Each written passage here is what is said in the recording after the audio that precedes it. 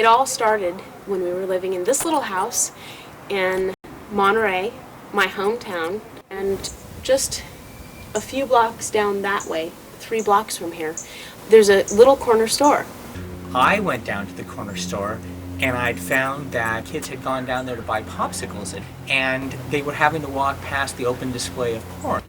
You know, I went in there and I said, you know, I've talked to them, I called and I've talked to your manager several times over the last 6 months and nobody's moved it. So then I called the police and they said, you know, there's got to be something you can do. I mean, they got hardcore pornography right smack up next to the ice cream. And they said, no, there's no city ordinance. And so we went to the next city council meeting and I got on the schedule. You know, I wanted them to understand that I wasn't just being a prude or I wasn't just being somebody who is uncomfortable with sexuality.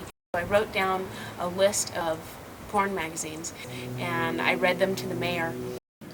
Double intrusion, fisting. About halfway through my list, he asked me to stop. And I looked all around behind me and I said, with all respect, Mr. Mayor, there's no children here.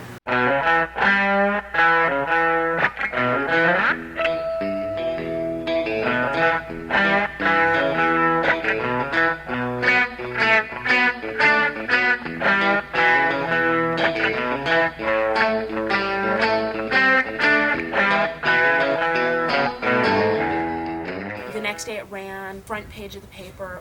I think they covered it for all the wrong reasons.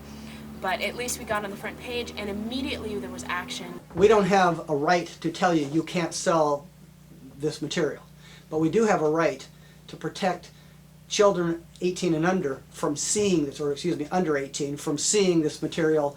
All I had asked was just for the guy to just move the rack back to the back of the store where it had been for 20 years where I hadn't noticed it and my kids hadn't noticed it. What I learned from that experience was that when you get covered by the media, you have an incredible amount of power.